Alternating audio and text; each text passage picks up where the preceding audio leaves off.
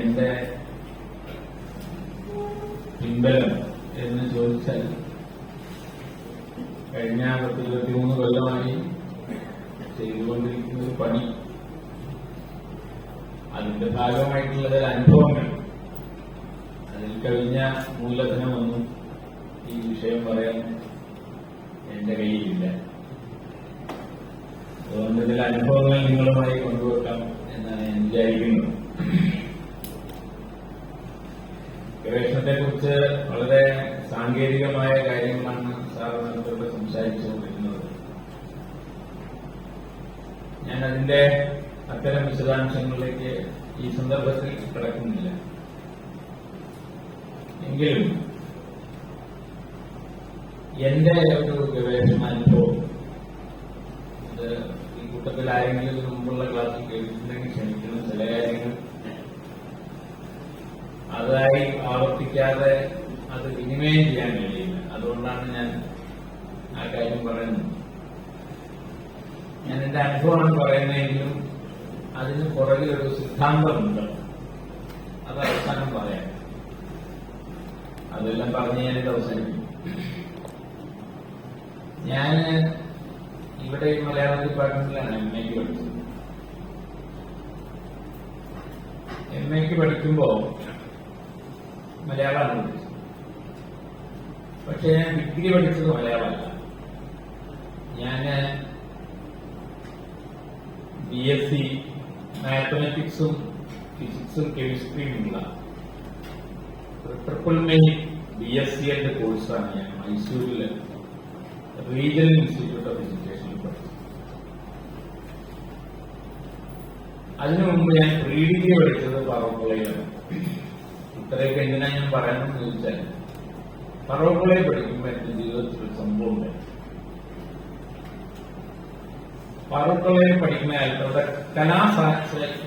കലാസാഹിത്യം എന്ന് പറഞ്ഞിട്ട് ഒരു ലിറ്റററി ഫോറം. അപ്പൊ അതിലെ ഈ കഥയും കവിതയൊക്കെ എഴുതുന്ന ആളുകൾക്ക് ഒരു വേദിയാണ്. അപ്പൊ അതിലന്ന് നമ്മുടെ ഹാഫിസ് മുഹമ്മദ് മാസ്റ്റർ, ഞങ്ങളുടെ മലയാളം ഡിപ്പാർട്ട്മെന്റിലെ ലെക്ചറർ, ഇതിലൊക്കെയാണ് ഉണ്ടായിരുന്നു. ഹാഫിസറായിരുന്നു എൻ്റെ ഒരു പ്രധാനപ്പെട്ട. അപ്പൊ ഞാനവിടെ ഡിഗ്രി എന്ന് പറഞ്ഞാൽ ചെറിയ പ്രായമാണ്. ഇവിടെ ഡിഗ്രി PG ഒക്കെ ഉള്ള ഇന്നത്തെ പോലെയല്ല. ഡിഗ്രിക്കും PGക്കും ഒക്കെ പഠിക്കുന്ന കുട്ടികളെന്ന് പറഞ്ഞാൽ വളരെ മുതിർന്ന കുട്ടികളാണ് നമ്മളെ സംബന്ധിച്ച്. അപ്പൊ അതിൽ കഥയും കവിതയൊക്കെ എഴുതുന്ന ആളുകളാണ് ഈ ഗ്രൂപ്പിലുള്ളത്. അപ്പൊ അവരുടെ ഒരു ക്യാമ്പ് നടന്നു. ഞാൻ പുറകെ പഠിക്കും. ഈ കലാസാഹിത്യ ഒരു ക്യാമ്പ് നടന്നു. ആ ക്യാമ്പില് പലരും വന്ന് ക്ലാസ് എടുക്കും. അത് ക്ലാസ് എടുക്കാൻ വേണ്ടിയിട്ട് രാഘവൻ പയ്യനാടെന്ന് പറഞ്ഞിട്ട് മാസ്റ്റർ. ഞാൻ അദ്ദേഹത്തെ ആക്കിയിട്ടുണ്ടാണ്. അപ്പോ രാഘവൻ പയ്യനാട് മാസ്റ്റർ വന്ന് ക്ലാസ് എടുക്കുമ്പോൾ നേരത്തെ സാറ് പറഞ്ഞ ഫോക്ലോർ അതാണ് ക്ലാസ്. ഞാൻ ആദ്യമായിട്ടാണ് ആ വാക്ക് കേൾക്കുന്നത്, ഫോക്ലോർ. അപ്പൊ മാഷ് ഈ നാടോടി ജീവിതത്തെ പറ്റി അതെല്ലാം പറഞ്ഞു. അത് കഴിഞ്ഞ് കുറച്ച് കഴിഞ്ഞൊരു മാഷ് പറഞ്ഞത് ഫ്രോയിഡിന്റെ തിയറി. അപ്പോ ഫ്രോയിഡിന്റെ തിയറി നിങ്ങൾക്ക് അറിയാവുന്ന പോലെ മനുഷ്യൻ ചെയ്യുന്ന എല്ലാ പ്രവൃത്തികളുടെയും പുറകിൽ ഒരു സപ്രസ്ഡ് സെക്ഷുവാലിറ്റി ഉണ്ടെന്നുള്ളതാണല്ലോ ഫ്രോയിഡിന്റെ സിദ്ധാന്തം. ഇതൊക്കെ സെക്ഷുവാലിറ്റി എന്നൊക്കെ ആ പ്രായത്തിൽ കേട്ടാൽ തന്നെ പേടിയാണ്. അതൊക്കെ ഒരു മോശപ്പെട്ട കാര്യമില്ല. അപ്പൊ അതൊക്കെയാണ് മാഷ് ക്ലാസ് പറയുന്നത്. ഞാൻ ഈ ഫ്രോയിഡിന് ആദ്യമായിട്ടാണ് കേൾക്കുന്നത്, ഫോക്ലോറിന് ആദ്യമായിട്ടാണ് കേൾക്കുന്നത്. അപ്പൊ അന്ന് മാഷ് പറഞ്ഞൊരു കാര്യം, ശിവലിംഗത്തെ പറ്റി ഒരു കാര്യം പറഞ്ഞു. അത് വാസ്തവത്തിൽ മനുഷ്യലിംഗത്തിന്റെ മറ്റൊരു പ്രതീകമാണെന്നാണ് മാഷ് പറയുന്നത്. അത് കേട്ടിട്ട് എനിക്ക് പേടിയായിട്ട് നിൽക്കാൻ. അതിന്റെ കൂടെ അദ്ദേഹം മീസാങ്കലിനെ പറ്റി ഇതുപോലെ ഒരു റെഫറൻസ്. അതോടെ ആ ക്ലാസ് ആകെ പ്രശ്നമില്ല. അങ്ങനെ എന്റെ സീനിയേഴ്സ് ആയിട്ടുള്ള ആളുകൾ ഞാനിതൊക്കെ കേട്ടിങ്ങനെ മേടിച്ച് മൂലക്കിരിക്കുന്നുള്ളൂ. എനിക്കിതൊക്കെ കേട്ടിട്ട് ആൾ ബേജാറായി. കാരണം നമ്മൾ വളരെ പരിപാലനമായി കൊണ്ടു നടക്കുന്ന പല കാര്യങ്ങളുടെയും പുറകിൽ ഈ സെക്സ് ആണെന്നൊക്കെ കേട്ടാൽ തന്നെ പ്രശ്നമാണല്ലോ. അങ്ങനെ മാഷ് ഭയങ്കര ആർഗ്യുമെന്റ്, കുട്ടികൾ ഭയങ്കര ചോദ്യം. 2 മണിക്ക് നിർത്തേണ്ട ക്ലാസ് അന്ന് വൈകുന്നേരം 5 മണി വരെ പോകും. എന്നിട്ട് തീർത്തില്ല. അവസാനം മാഷ് ഇറങ്ങിപ്പോവരുത്, ചർച്ച സംവാദം സഹിക്കാൻ വേണ്ടി നിങ്ങൾ എന്താ ചരിക്കുന്നു. ഇങ്ങനെ ഒരു അനുഭവം എനിക്കുണ്ടായി. അതൊക്കെ കഴിഞ്ഞിട്ടാണ് ഞാൻ ഡിഗ്രിക്ക് മൈസൂരിൽ പഠിക്കാൻ വന്നത്. അപ്പൊ അവിടെ എന്നെ മലയാളം പഠിപ്പിച്ചു. അവിടെ ഫിസിക്കൽ ഇൻസ്റ്റിറ്റ്യൂട്ട് ആണെങ്കിൽ സെക്കൻഡ് ലാംഗ്വേജ് മലയാളം പഠിപ്പിച്ച് KP ശങ്കരൻ എന്ന് പറയുന്ന മാഷാണ്. അപ്പൊ മാഷ വീട്ടിൽ ക്വാർട്ടേഴ്സിൽ, ഞങ്ങൾ മലയാളി കുട്ടികൾ കുറച്ചല്ലോ, ഇടയ്ക്ക് മാഷ വിട്ടു. മാഷ ക്വാർട്ടേഴ്സിൽ ചെറിയൊരു ലൈബ്രറി, മലയാളം പുസ്തകം വായിക്കാൻ അവിടെ കിട്ടുള്ളൂ. അപ്പൊ ഞാനിങ്ങനെ മാഷ പുസ്തകങ്ങൾ വരുമ്പോൾ ഫോക്ക് ലോർ എന്നുള്ള പുസ്തകം എഴുതിയത് രാഘവൻ കഴിഞ്ഞു. പെട്ടെന്ന് എനിക്ക് ഇതൊക്കെ ഓർമ്മ. അങ്ങനെ സയൻസാണ് ഞാൻ പഠിക്കണമെങ്കിലും ഈ മാഷ എനിക്ക് പരിചയമുള്ളത് പിന്നെ ആകെ എന്റെ ജീവിതത്തിൽ തന്നെ സംഘർഷത്തിലാക്കിയ ഒരു മനുഷ്യനായിരുന്നു. ഞാൻ ആ പുസ്തകം എടുത്തു. അങ്ങനെ ആ പുസ്തകം എടുത്ത് ഞാൻ വളരെ 1-2 ദിവസം കൊണ്ട് അത് പൂർണ്ണമായിട്ട് ഞാൻ വായിച്ചു. എനിക്ക് ആവശ്യമുള്ള പുസ്തകമല്ല, പക്ഷെ അന്നുണ്ടാക്കിയ ആ സംവാദന്റെ ഉള്ളിൽ വല്ലാതെ ഇങ്ങനെ കിടന്ന് കളിക്കുക. എന്തായാലും സംഗതി നമ്മള് ഭയങ്കരമായിട്ട് പിന്നെ മൂല്യം കൽപ്പിക്കുന്ന സാധനങ്ങൾക്ക് പുറകിൽ മനുഷ്യന്റെ ഈ അടിച്ചമർത്തപ്പെട്ട ചില വികാരങ്ങളുണ്ടെന്ന് പറഞ്ഞ ആ വിഷയം എന്നെ വല്ലാതെ വേട്ടയാടിക്കൊണ്ടിരുന്നത്. ഞാൻ അത് വീണ്ടും വായിച്ചു. അത് കഴിഞ്ഞിട്ടാണ് ഞാൻ കാലിക്കറ്റ് യൂണിവേഴ്സിറ്റി മലയാളം പഠിക്കണമെന്ന് എനിക്ക് വലിയ ആഗ്രഹമായിരുന്നു. അവിടെ ഫിസിക്സിന് സീറ്റ് കിട്ടിയെങ്കിൽ ഞാൻ പിന്നെ അതിനൊന്നും പോയില്ല. ഞാൻ ഈ സാഹിത്യത്തിലൊക്കെ ഉള്ള താല്പര്യങ്ങൾ ഇവിടെ അപ്ലൈ ചെയ്തു. ഇവിടെ കിട്ടുകയാണെങ്കിൽ പഠിക്കണം ഞാൻ തീരുമാനിച്ചു. അങ്ങനെ അവിടെ കിട്ടിയ ഫിസിക്സിന്റെ സീറ്റ് 1 മാസം ക്ലാസ് കിട്ടുന്നത് വേണ്ടെന്ന് ചെയ്യാൻ മലയാളത്തിൽ ഒന്നില്ലായിരുന്നു. മലയാളത്തിൽ ഒന്നയായിരുന്നു. ഇപ്പോ അന്ന് ഇന്നത്തെ പോലെ ഈ ഓപ്ഷണൽ പേപ്പർ അധികമില്ല. 2 ഓപ്ഷനിൽ ഞങ്ങളുടെ ഡിപ്പാർട്ട്മെന്റിൽ. ഒന്ന് കരശ്ശേരി മാഷും ചാത്തനാഥ ചെറുണ്ണി മാഷൊക്കെ പഠിപ്പിക്കുന്നു കമ്പാരിറ്റീവ് ലിറ്ററേച്ചർ, വേറൊന്ന് ഫോക്ക് ലോർ. അപ്പൊ ഞാൻ ഈ ഫോക്ക് ലോർ ആരെ പഠിപ്പിക്കാൻ നോക്കിയപ്പോ അവിടെ ബോർഡ് രാഘവൻ കഴിഞ്ഞു. അപ്പൊ ഞാൻ ഇവിടെ അന്ന് തുടങ്ങിയതാണ്. ഞാൻ ഇതൊന്ന് കേട്ടതാന്ന് ചോദിച്ചു. അങ്ങനെ മാഷ ക്ലാസ്സിലാണ് ഞാൻ ഇരുന്നത്. അങ്ങനെ ക്ലാസ്സൊക്കെ കഴിഞ്ഞപ്പോഴേക്കും നമ്മൾ പഴയ ധാരണകൾ പലതും മാറി.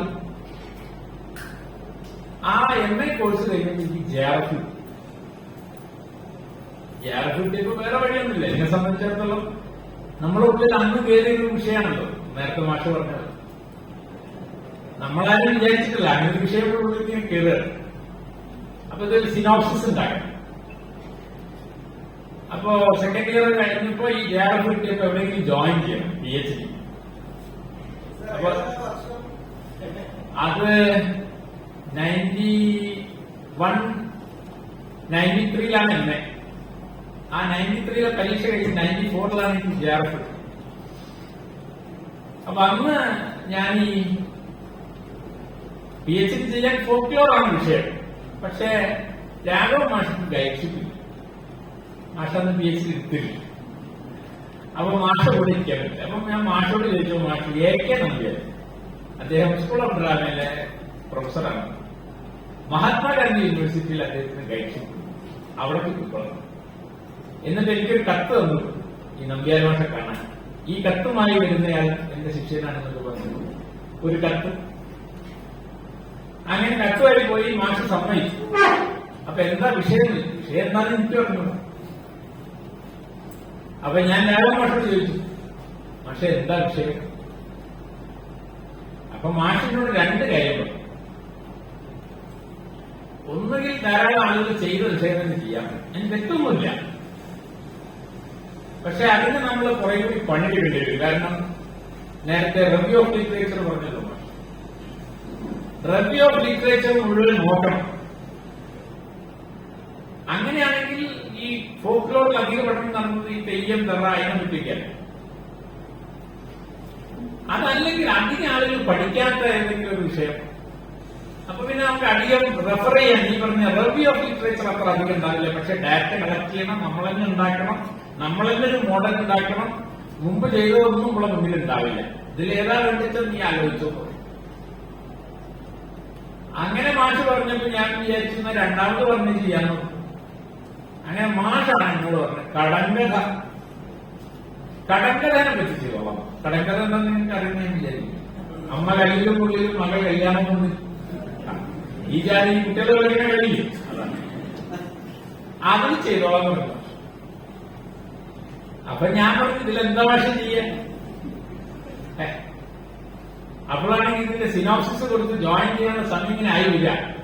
എനിക്ക് സിനോപ്സിസ് എഴുതാനും അറിയില്ല, വിഷയം എന്താണെന്നും അറിയില്ല. അങ്ങനെ മാഷ ക്വാർട്ടേഴ്സ് പോയിരുന്ന ഒരു ദിവസം വൈകുന്നേരം ഇരുന്നു.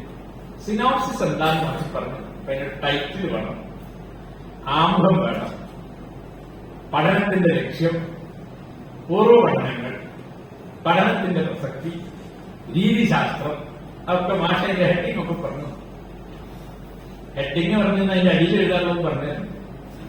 കാരണം എനിക്ക് തോന്നുന്നു മനസ്സിലായി. അപ്പൊ മാഷ് പറഞ്ഞു കടങ്കഥ എന്ന് പറഞ്ഞൊരു വിഷയം കൊടുക്കാൻ പറ്റില്ല, എന്തെങ്കിലും വിഷയമാക്കണം. അങ്ങനെ മാഷ എന്നോട് പറഞ്ഞു കടങ്കഥ മനഃശാസ്ത്രപരവും സാമൂഹ്യശാസ്ത്രപരവുമായ അപഗ്രഹം. എനിക്കിത് രണ്ട് മനസ്സിലായി. അങ്ങനെ മാഷ് പറഞ്ഞതനുസരിച്ച് ഞാനൊരു സിനോപ്സിസ് ഒക്കെ എഴുതി ഡോക്ടർ കമ്മിറ്റിക്ക് മുൻപ്. അപ്പൊ ഡോക്ടർ കമ്മിറ്റിയിൽ അന്ന് കമ്മിറ്റിക്ക് വന്നത് VS ശർമ്മ എന്ന് പറയുന്ന വളരെ സീനിയർ ആയ പ്രൊഫസറാണ്. അദ്ദേഹത്തിന്റെ ഒരു പുസ്തകം തുള്ളലിനെ പറ്റി, ഈ കുഞ്ചൻ നമ്പ്യാരെ തുള്ളലിനെ പറ്റി മലയാളത്തിൽ പഠിച്ച ഏറ്റവും പ്രധാനപ്പെട്ട ആളാണ് VS ശർമ്മ. അദ്ദേഹത്തിന്റെ പുസ്തകം ഞാൻ MA പരീക്ഷയ്ക്കൊക്കെ വേണ്ടി വായിച്ചിരുന്നു. അപ്പൊ അദ്ദേഹം ഇങ്ങനെ കണ്ടുള്ള കണ്ണടയൊക്കെ എടുത്ത് നോക്കിയിട്ട് തോന്നുന്നു ഇത് എന്താണ് ഇപ്പൊ തന്റെ വിഷയം? ഞാൻ പറഞ്ഞു കടങ്കഥ മനഃശാസ്ത്രപരവും സാമൂഹ്യശാസ്ത്രപരവുമായ അപഗ്രഹം. അപ്പൊ എന്നോട് ചോദിച്ചു താൻ എന്താ ചെയ്യാമോ? എന്താ ചെയ്യാമെന്ന് എനിക്കും അറിയില്ല. അവസാനം എന്നോട് പറഞ്ഞു താനൊരു കടങ്കഥ പറയുന്നു. അപ്പൊ ഞാൻ ഇതുപോലെ കടകട കൊടുക്കുമ്പോൾ നടുന്ന ഭാഗമാവും. ശരി, താൻ ഇത് വെച്ച് എന്ത് റിസർച്ചാണ് ചെയ്യാൻ പറ്റും? ഇതിലിപ്പോ എന്താ താൻ റിസർച്ച് ചെയ്യും? മനഃശാസ്ത്രപരവും സാമൂഹ്യശാസ്ത്രപരവും. ഇതിലെന്ത് മനഃശാസ്ത്രമുള്ളൂ? ഒരു രക്ഷയില്ല.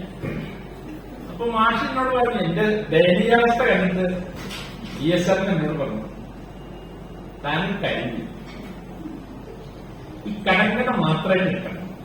കടങ്കഥയും പഴഞ്ചൊല്ലും നാടൻപാട്ടും നാടോടിക്കഥയും ഒക്കെ കൂടി ചേർത്ത് വാമൊഴി സാഹിത്യം ഒരു പഠനം. ഇതാ മാഷ് പറഞ്ഞത്, വാമൊഴി സാഹിത്യം ഒരു പഠനം. അതിന് കടങ്കഥ കൂടി ചെയ്തോളാണെങ്കിൽ. അപ്പൊ ഞാനൊരു കാര്യം MAക്ക് പഠിച്ചതിന് ഗുണം പക്ഷെ കടങ്കഥയും പഴഞ്ചൊല്ലും കൂടി അങ്ങനെ ഒന്നിച്ചെടുക്കാൻ പറ്റും. അപ്പോ ഞാൻ ചോദിച്ചു, അല്ല അപ്പൊ അദ്ദേഹം ചോദിച്ചു അതെന്താ? അല്ല പക്ഷേ ഞാൻ MAക്ക് പരീക്ഷ എഴുതിയിട്ടുണ്ട്, കടങ്കഥയും പഴഞ്ചൊല്ലും തമ്മിലുള്ള വ്യത്യാസങ്ങൾ എന്തെല്ലാം, രണ്ട് കള്ളിയൊക്കെ വരച്ചെഴുതി.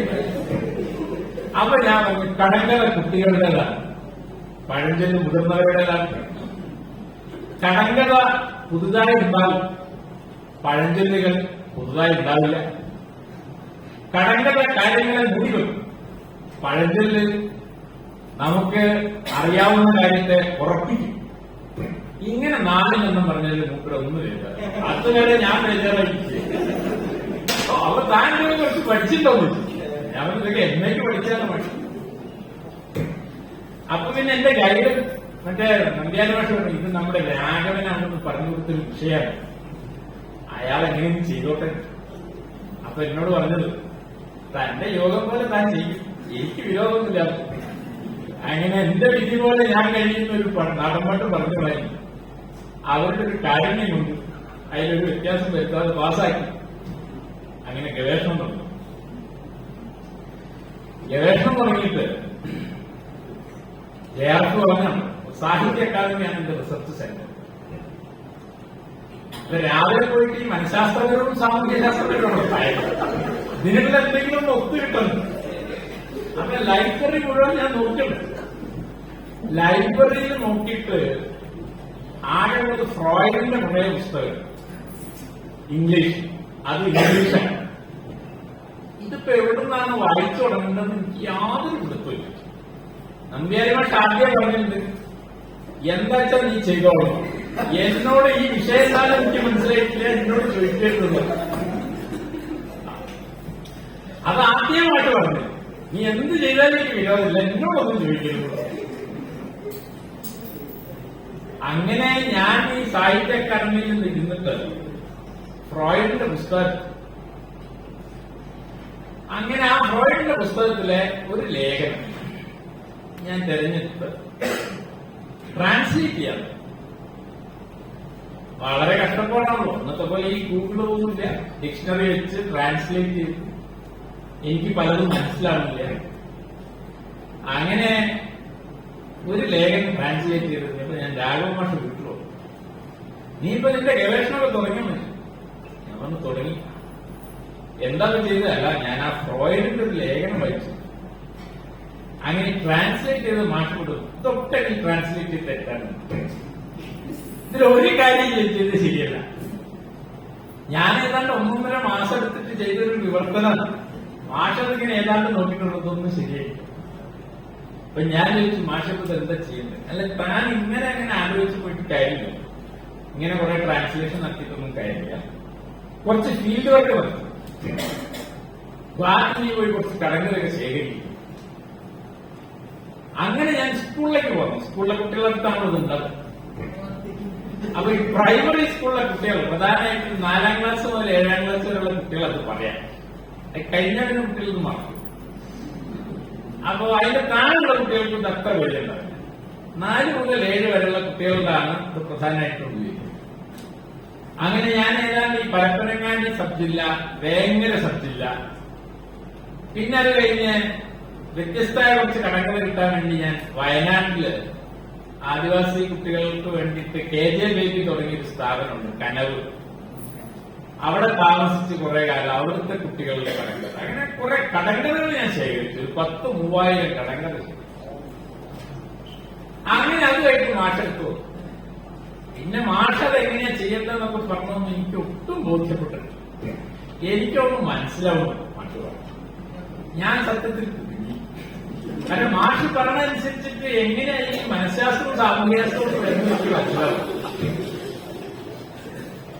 അങ്ങനെ ഞാൻ ഈ പറഞ്ഞ പോലെ, പക്ഷെ നമ്മൾ ഈ സ്കോളർഷിപ്പ് വാങ്ങണം, ഭയങ്കര കുറ്റബോധമാണ്. നമ്മൾ വിചാരിക്കുന്നതില്ല. മാഷന്മാരെ പണിക്ക് പോകുന്നവർക്ക് ഒരു ബുദ്ധിമുട്ടില്ല. രാവിലെ പോയി ഒപ്പിട്ട് നമ്മളൊരു പണിയെടുത്തിട്ട് ശമ്പളമാണ്. അതുകൊണ്ട് നമുക്കൊരു കുറ്റബോധം ഉണ്ടാവും. ഈ റിസർച്ച് ചെയ്യുമ്പോൾ സ്കോളർഷിപ്പ് വാങ്ങുന്ന കുട്ടികളുടെ ബുദ്ധിമുട്ടെന്താന്ന് എനിക്ക് നല്ലോണം അറിയാം. ഞാനത് അനുഭവിച്ചു. ഒരു പണിയിട്ട് നടക്കില്ല, നടന്നതിനൊന്നും തൃപ്തി ഉണ്ടാവില്ല, പൈസ ഇങ്ങനെ അക്കൗണ്ടിൽ വരും ചെയ്യും. അപ്പൊ നമുക്കുണ്ടാവുന്ന ഒരു കുറ്റബോധം ഭയങ്കരമാണ്. അത് പലപ്പോഴും ടീച്ചേഴ്സിനൊന്നും മനസ്സിലാവില്ല, ടീച്ചേഴ്സ് തന്നെ മനസ്സിലാവാറുണ്ട്. അങ്ങനെ ഞാൻ വീണ്ടും സാഹിത്യ അക്കാദമി ഫീൽഡ് വർക്കൊക്കെ നടത്തിയതിനു ശേഷം സാഹിത്യ അക്കാദമി പോയിരിക്കും. ഇങ്ങനെ പലതും ട്രാൻസ്ലേറ്റ് ചെയ്തുകൊണ്ടിരിക്കും. അതൊക്കെ തെറ്റാണ് മാഷ് പറയുന്നത്. ചുരുക്കി പറഞ്ഞാൽ പിന്നെ അതിന്റെ പേരിൽ സെമിനാറുകളൊക്കെ നടക്കും. ഫോക്ലോറിന്റെ കുറെ സെമിനാർ അക്കാലത്ത് ഇന്ത്യയിൽ പല സ്ഥലത്തും നടന്നുണ്ട്. അവിടെയൊക്കെ ഞാൻ പോകും. എന്റെ കൂടെ ഇപ്പം മലയാള യൂണിവേഴ്സിറ്റിയിലെ KM ഭരതൻ, ഞങ്ങൾ രണ്ടാളും സ്ഥിരമായിട്ട് അവനിതുപോലെ റിസർച്ച് ചെയ്യാൻ ഇങ്ങനെ സെമിനാറിൽ പോകും. അതൊരു പ്രധാനപ്പെട്ട പണിയാണ്. അത് ഇംഗ്ലീഷ് അറിയില്ല, എന്നാലും ഇംഗ്ലീഷിൽ എന്തെങ്കിലുമൊക്കെ എഴുതും. അങ്ങനെ ആദ്യത്തെ സെമിനാറിന്റെ പേര് ഞാൻ നിങ്ങളോട് പറയാം. ഞാന് മധുരയിലൊരു സെമിനാറുണ്ട്. അപ്പൊ അവിടെ പോണ്ടിച്ചേരി യൂണിവേഴ്സിറ്റിയിൽ നിന്ന് വന്ന ഒരു പ്രൊഫസർ ഉണ്ടായിരുന്നു. അദ്ദേഹം വെച്ചുപോയി പോകും. ഞാൻ ആദ്യമായിട്ടാണ് ഇംഗ്ലീഷിലൊരു പേപ്പർ എഴുതി. അങ്ങനെ അത് ആദ്യം പറയേണ്ടത് കാണാപ്പുറം പഠിച്ചു. റെസ്പെക്ടഡ് ചെയർ എന്നൊക്കെ പറഞ്ഞു ഞാൻ അതൊക്കെ പഠിച്ചു. അത് കഴിഞ്ഞ് നേരെ പിന്നെ അത് നോക്കി വായിച്ചാൽ മതില്ല, അതിന് ബുദ്ധിമുട്ടില്ല. നോക്കിയൊക്കെ വായിച്ചു. അത് കഴിഞ്ഞ് ഞാനുണ്ട്, ഭരതനുണ്ട് പേപ്പർ വായിക്കുകയും ചെയർ ചെയ്യുന്നതാണ്. അപ്പൊ ഞാനും ഭരതന് ആദ്യം ചോദിക്കും, നമ്മൾ ചോദ്യം ചോദിച്ചപ്പോ എന്താ ചെയ്യാ? അപ്പൊ ഞാൻ പറഞ്ഞു മുഴുവൻ നോക്കാം. അങ്ങനെ മുന്നിലിരിക്കുന്ന ഒരു പ്രൊഫസർ, അദ്ദേഹം എഴുന്നേറ്റ് ചോദിച്ചു, ചില ചോദ്യങ്ങൾ ചോദിച്ചു. എന്റെ പേപ്പർ വളരെ നന്നായി കൊണ്ട് ആദ്യം പറഞ്ഞു. ഇംഗ്ലീഷിലൊരു ക്വസ്റ്റ്യൻ ചോദിച്ചു. ക്വസ്റ്റ്യക്ക് മനസ്സിലായി, അത് ഇംഗ്ലീഷ് പറയാനുണ്ട്. ഞാനിങ്ങനെ പറഞ്ഞു തുടങ്ങിയിട്ട് പിന്നെ തലചിത്രമായിട്ട് അഭിനയിച്ചു. ഇതിന് ലേശം വെള്ളം കുടിച്ചവിടെ. അപ്പൊ ആ ചേർന്ന ആൾ പറഞ്ഞു, അയാൾക്ക് എന്തൊരു പ്രശ്നം ഉണ്ട്, അതുകൊണ്ടാണ് അടുത്ത ആൾ പേപ്പർ വായിച്ചു. അത് പക്ഷെ അതിനുശേഷം ഞാൻ ഈ പറഞ്ഞ പോലെ അത് ഞാൻ തളർന്നില്ല. എവിടെ സെമിനാർ ഉണ്ടെങ്കിലും എന്തെങ്കിലും ഒരു പേപ്പറായിട്ട് പോവാന്നുള്ളത്. അങ്ങനെ ഈ 2 കൊല്ലം കൊണ്ട് ഞാനൊരു 19 സെമിനാർ ചെയ്തിട്ടുണ്ട് പല സ്ഥലത്തായിട്ട്. അത് കഴിഞ്ഞ് പിന്നെ ചെയ്തൊരു കാര്യം, ഇന്നത്തെ പോലെ ഈ ഗൂഗിൾ സെർച്ച് ചെയ്യാൻ പറ്റും. അപ്പൊ ഞാൻ ഈ സ്കോളർഷിപ്പ് ഒരു 3-4 മാസത്തേക്കിടയ്ക്ക് ഒന്നിച്ചെടുത്ത. അങ്ങനെ കിട്ടിക്കഴിഞ്ഞാൽ ഞാനും ഭരതനും കൂടി ഇന്ത്യയിലെ പല സ്ഥലത്തും ലൈബ്രറി റെഫറൻസിന് പോയി. അന്ന് ഇതൊന്നും സെർച്ച് ചെയ്തിട്ടില്ല. അപ്പൊ ഓരോ സ്ഥലത്ത് ചെല്ലും, ഇതിലൊന്നും പുസ്തകമില്ല. നേരത്തെ മാഷ് പറഞ്ഞിട്ടുണ്ട് ഇതിലൊന്നും പുസ്തകങ്ങൾ ഉണ്ടാവില്ല. അന്ന് വലിയ ആവേശത്തിൽ കിട്ടുക. അങ്ങനെ ഞാൻ ഈ പുസ്തകം നോക്കുമ്പോൾ ചിലതിന്റെ ടൈറ്റിൽ റിഡിൽസ് എന്നാണ് കാണും. അത് കണ്ട അതിന്റെ ഫോട്ടോസ് എടുക്കുക. അത് ചിലപ്പോ വേറെ എന്തെങ്കിലും വിഷയം, ജീവിതം എന്ന കടക്കമാണെന്ന് പറഞ്ഞ പുസ്തകം അതൊന്നും ഫോട്ടോസ് എടുക്കുക. വായിച്ചു നോക്കേണ്ട സമയമില്ല. അപ്പൊ അവിടെ പോവാ ഫോട്ടോ സ്റ്റാൻഡ് 8 കണക്കിൽ ഫോട്ടോ സ്റ്റാൻഡ് ഞങ്ങൾ തിരിച്ചു. എന്നിട്ട് അത് മുഴുവൻ ഇവിടെ വന്നിട്ടാണ് നോക്കുക. അത് നോക്കുമ്പോൾ അതിന് പലതും ആവശ്യമുള്ളതല്ല, ആവശ്യമുള്ളതാണെന്ന് തോന്നുന്ന കാര്യങ്ങൾ മനസ്സിലാവില്ല. അങ്ങനെ ഭയങ്കരമായ ഒരു പ്രതിസന്ധിയുടെ കാലമായിരുന്നു എന്റെ ഗവേഷണത്തിന്റെ ഈ 2 കൊല്ലം. അങ്ങനെ 2 കൊല്ലം കഴിഞ്ഞപ്പോ എനിക്കൊരു PSC ജോലി.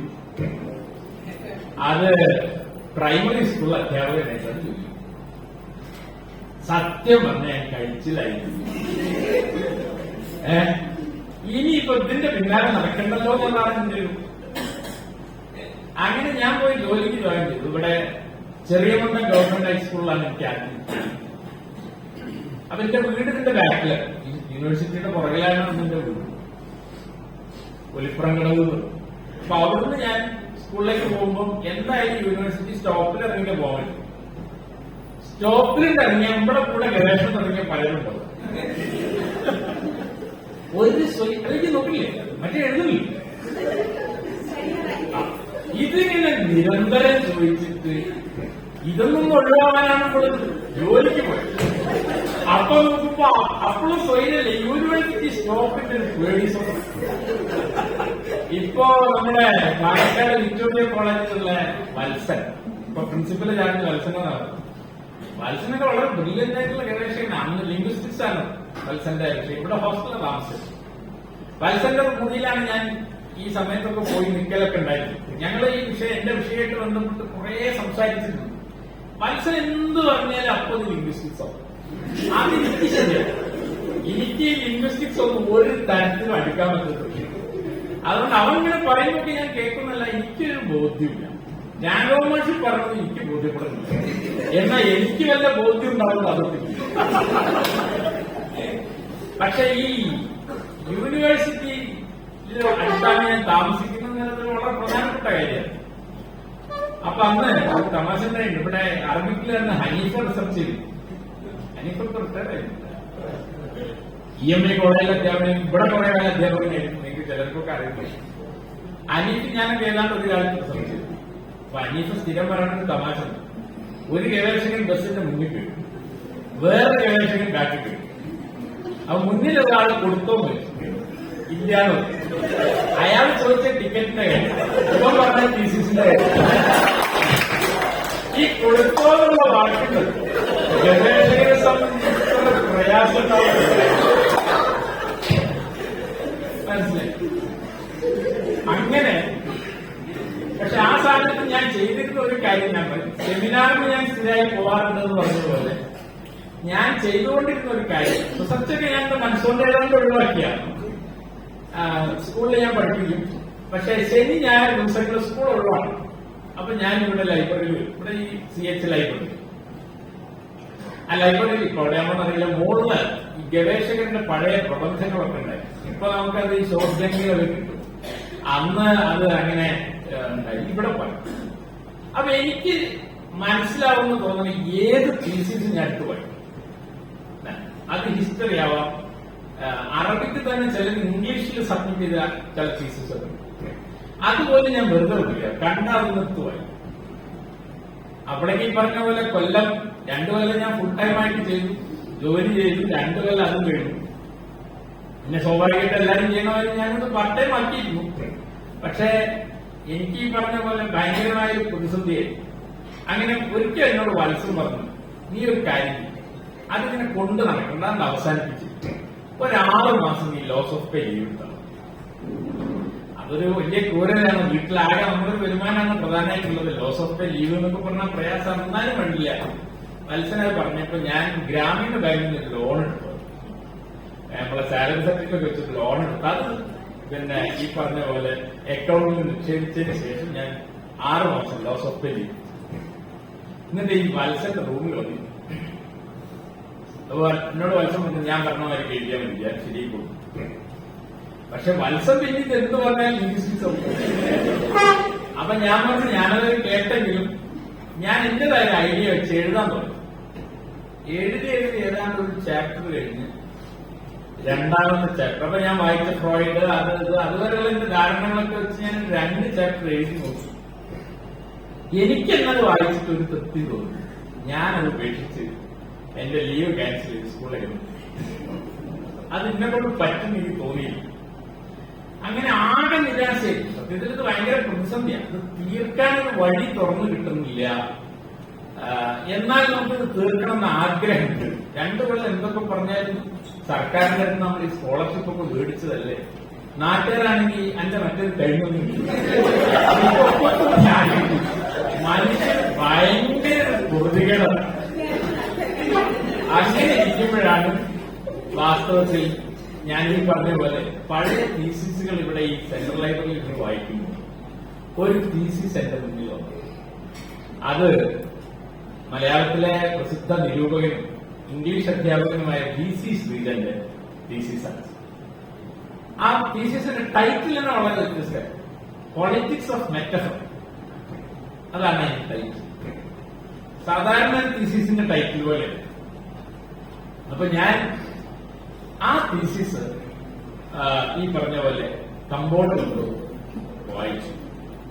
അത് കുറച്ചങ്ങ് വായിച്ചത് എനിക്ക് ഭയങ്കരമായിട്ടൊരു തെളിച്ചം.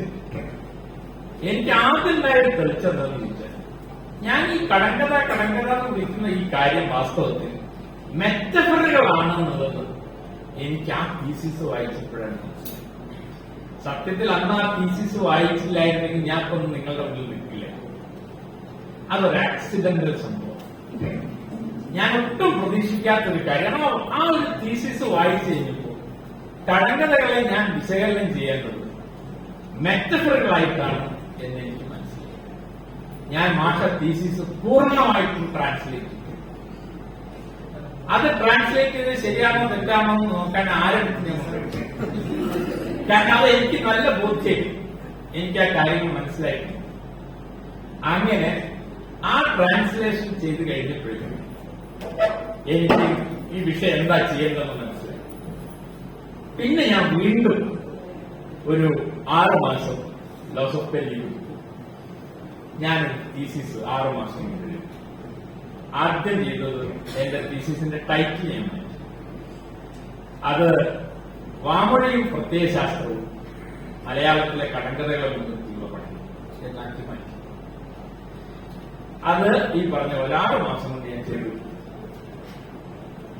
അങ്ങനെയാണ് ഞാൻ ഗവേഷക വിദ്യാർത്ഥി ജീവിതം അവസാനിപ്പിച്ചത്. ഇതിൽ നിന്ന് എന്തൊക്കെയാണ് നിങ്ങൾക്ക് മനസ്സിലായത് എന്നുള്ളതാണ് അടുത്ത കാര്യം. ഒന്നാമത്തെ കാര്യം, ഗവേഷണത്തിന് നമ്മളൊരു വിഷയം തിരഞ്ഞെടുക്കുമ്പോൾ അത് നമ്മുടെ ജീവിതത്തെ ഏതെങ്കിലും തരത്തിൽ സ്പർശിച്ചൊരു വിഷയമാണ്. അത് ഏറ്റവും പ്രധാനം. എന്നെ സംബന്ധിച്ചിടത്തോളം പ്രീ-ഡിഗ്രി ക്ലാസ്സിലുണ്ടായ സംവാദമാണ് എന്നെ ഈ വിഷയത്തിലേക്ക് നയിച്ചത്. അങ്ങനെ നിങ്ങളുടെ ജീവിതത്തിൽ സ്പർശിച്ച എന്തെങ്കിലും ഒരു വായനാനുഭവം, ജീവിതാനുഭവം, ഒരു രാഷ്ട്രീയ അനുഭവം. സ്വാഭാവികമായിട്ട് ഇന്നാണ് ഞാൻ ഗവേഷണം ചെയ്യുന്നതെങ്കിൽ ഈ വിഷയമായിരിക്കില്ല ഞാൻ തന്നെ. കാരണം ഇന്ന് നമ്മുടെ ജീവിതത്തിൽ സ്പർശിക്കുന്ന വളരെയേറെ പ്രമേയങ്ങളുണ്ട്. അപ്പോ ആ തരത്തിൽ നമ്മുടെ ജീവിതത്തെ സ്പർശിക്കുന്ന ഒരു വിഷയത്തിൽ നിന്ന് വേണം ഗവേഷണം ആരംഭിക്കാൻ. അത് ഇന്നതെന്നൊന്നുമില്ല, നിങ്ങളുടെ ജീവിതത്തെ സ്പർശിച്ച ഒരു വിഷയം. അതുകൊണ്ട് ഗവേഷണത്തിൽ സബ്ജക്റ്റീവായ നിങ്ങൾക്കുണ്ട്. ഗവേഷണം ഒബ്ജക്റ്റീവായിട്ടാണ് നമ്മൾ നടത്തുന്നതെങ്കിൽ അതുകൊണ്ട് ഇപ്പൊ എനിക്കറിയാം, ഞാൻ പിന്നീട് ഗൈഡായി, അധ്യാപകനായി ഈ ഡിപ്പാർട്ട്മെന്റിൽ തന്നെ വന്നു. ആ സമയത്തൊക്കെ ഞങ്ങളുടെ കുട്ടികൾ ഈ ഡോക്ടർ കമ്മിറ്റിക്ക് വരുമ്പോ ഒരു പെൺകുട്ടിയാണ് വരുന്നതെങ്കിൽ ആ പെൺകുട്ടിയുടെ ടൈറ്റിൽ സ്ത്രീ ജീവിതം എന്നൊരു വാക്കുണ്ടാവും. എനിക്ക് ഏതാണ്ട് ഊഹിച്ചാൽ ടൈറ്റിൽ അറിയേണ്ട ആവശ്യം. ഒരു ദളിത് കുട്ടിയാണ് വരുന്നതെങ്കിൽ ദളിത് സംസ്കാരത്തിന്റെയോ ജീവിതത്തിന്റെയോ പ്രതിനിധാനത്തെ പറ്റിയുള്ള ഒരു വിഷയമുണ്ട്. തട്ടപ്പെട്ട ഒരു കുട്ടിയാണ് വരുന്നതെങ്കിൽ മുസ്ലിം സ്ത്രീ പ്രതിനിധാനം, മലയാള നോവൽ. അങ്ങനെ തന്റെ ജീവിതവുമായി ബന്ധപ്പെട്ട എന്തെങ്കിലും പ്രമേയങ്ങളുമായിട്ടാണ് നമ്മുടെ കുട്ടികൾ അധികവും വരുന്നത്. മലയാളം ഡിപ്പാർട്ട്മെന്റ് അനുഭവം. പിന്നീട് ഞാൻ ഈ നേരത്തെ പറഞ്ഞ ഡീനൊക്കെ ആയിട്ടിരുന്നപ്പോ അറബിക് ഡിപ്പാർട്ട്മെന്റിലെ ഡോക്ടർ കമ്മിറ്റിക്ക് ഞാൻ വരാറുണ്ട്. അപ്പൊ എനിക്ക് മനസ്സിലായത് ഞങ്ങളുടെ ഡിപ്പാർട്ട്മെന്റിൽ മാത്രം സംഭവിക്കുന്ന കാര്യമില്ല. ഈ പറഞ്ഞ അറബിക് ഡിപ്പാർട്ട്മെന്റിൽ, ഇംഗ്ലീഷ് ഡിപ്പാർട്ട്മെന്റിൽ, ഹിന്ദി ഡിപ്പാർട്ട്മെന്റിലെല്ലാം പുതിയ കുട്ടികൾ പഴയ വിഷയങ്ങളിൽ നിന്നൊക്കെ മാറി സ്വന്തം ജീവിതത്തെ സ്പർശിക്കുന്ന പ്രമേയങ്ങളിലേക്ക് വന്നു തുടങ്ങിയിട്ടുണ്ട്. അങ്ങനെ ഒരു വലിയ എപ്പിസ്റ്റമോളജിക്കൽ ഷിഫ്റ്റ് എന്ന് പറയുന്നത് ജ്ഞാന സിദ്ധാന്തപരമായ ഒരു വിച്ഛേദം ഗവേഷണ മേഖലയിൽ സംഭവിച്ചുകൊണ്ടിരിക്കുന്ന സന്ദർഭത്തിലാണ് നിങ്ങളെല്ലാം ഗവേഷണം നടത്തിക്കൊണ്ടിരിക്കുന്നത് എന്നത് ഏറ്റവും പ്രധാനപ്പെട്ട കാര്യം. നമ്മൾ സ്പർശിക്കുന്ന ജീവിതാനുഭവത്തിൽ നിന്നാണ് ഇത് ആരംഭിക്കുന്നതെങ്കിലും നേരത്തെ നിങ്ങളോട് സംസാരിച്ച് സാറ് പറഞ്ഞതുപോലെ അത് നമ്മുടെ വികാരങ്ങൾ ആവിഷ്കരിക്കാനുള്ളതല്ല ഗവേഷണ പ്രവർത്തനം, അല്ലേ? അതിൽ നമ്മൾ നോവലും കഥയും കവിതയൊക്കെയാണ് നമ്മളെ വികാരങ്ങൾ ആവിഷ്കരിക്കാനായിട്ട്. എന്നാൽ ഗവേഷണം ഒരിക്കലും നമ്മുടെ വൈകാരികമായിട്ടുള്ള കാര്യങ്ങൾ ആവിഷ്കരിക്കാനുള്ളതല്ല. നമ്മുടെ ചില വികാരങ്ങളിൽ നിന്നാണ് ആ വിഷയത്തിലേക്ക് നമ്മൾ എത്തിയതെങ്കിലും ആ വൈകാരികതയെ വൈചാരികതയാക്കി പരിവർത്തിപ്പിക്കുന്നതാണ് ഗവേഷണം.